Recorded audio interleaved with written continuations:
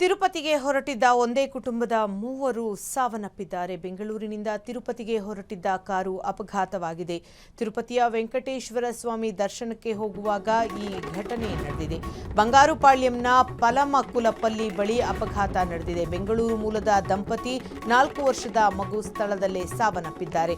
ಬಸ್ಗೆ ಹಿಂಬದಿಯಿಂದ ಕಾರು ಡಿಕ್ಕಿ ಹೊಡೆದು ಇವರೆಲ್ಲರೂ ಕೂಡ ದುರ್ಮರಣವನ್ನು ಹೊಂದಿದ್ದಾರೆ. ಬೆಂಗಳೂರು ಮೂಲದ ದಂಪತಿ ಹಾಗೇನೆ 4 ವರ್ಷದ ಮಗು ಅಪಘಾತದಲ್ಲಿ ಸಾವನ್ನಪ್ಪಿರುವಂತಹದ್ದು. ಬಸ್ಗೆ ಕಾರು ಹಿಂಬದಿಯಿಂದ ಬಂದು ಡಿಕ್ಕಿ ಹೊಡೆದಿದೆ ಅಂತ ಹೇಳಲಾಗ್ತಾ ಇದೆ. ತಿರುಪತಿಗೆ ಹೊರಟಿದ್ದ ಒಂದೇ ಕುಟುಂಬದ ಮೂವರು ಇದೀಗ ಸಾವನ್ನಪ್ಪಿದ್ದಾರೆ. ಬೆಂಗಳೂರಿನಿಂದ ತಿರುಪತಿಗೆ ಈ ಕಾರು ಹೊರಟಿತ್ತು. ಈ ಒಂದು ಸಂದರ್ಭದಲ್ಲಿ ಕಾರು ಬಸ್ಗೆ ಹಿಂಬದಿಯಿಂದ ಡಿಕ್ಕಿ ಹೊಡೆದಿದ್ದರಿಂದ ಸ್ಥಳದಲ್ಲೇ ಮೂವರು ಮೃತಪಟ್ಟಿದ್ದಾರೆ.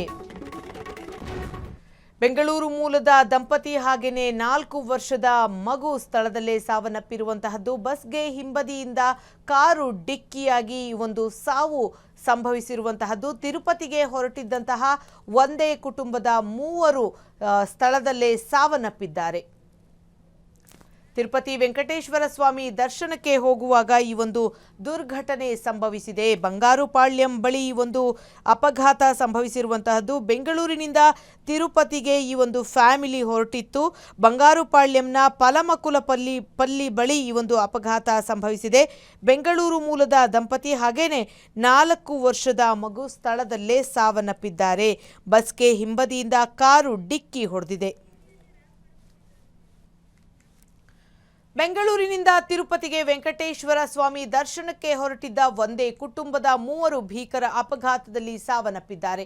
ಬೆಂಗಳೂರು ರಾಷ್ಟ್ರೀಯ ಹೆದ್ದಾರಿ ಬಂಗಾರುಪಾಳ್ಯಂ ಪಲಮಕುಲಪಲ್ಲಿ ಬಳಿ ಅಪಘಾತ ಸಂಭವಿಸಿದೆ. ಭೀಕರ ಅಪಘಾತದಲ್ಲಿ ಬೆಂಗಳೂರು ಮೂಲದ ದಂಪತಿ ಹಾಗೂ ಅವರ 4 ವರ್ಷದ ಹೆಣ್ಣು ಮಗು ಸ್ಥಳದಲ್ಲೇ ಸಾವನ್ನಪ್ಪಿದ್ದಾರೆ. ಇನ್ನು ಕಾರು ಚಾಲಕನ ಸ್ಥಿತಿ ಗಂಭೀರವಾಗಿದೆ. ಪಲಮನೇರಿನಿಂದ ಚಿತ್ತೂರಿಗೆ ಈ ಒಂದು ಬಸ್ಸು ಬರ್ತಾ ಇತ್ತು. ಬಂಗಾರಪಾಳ್ಯಂ ಪಲಮಕುಲಪಲ್ಲಿ ಬಳಿ ಬಸ್ ನಿಂತುಕೊಂಡಿತ್ತು.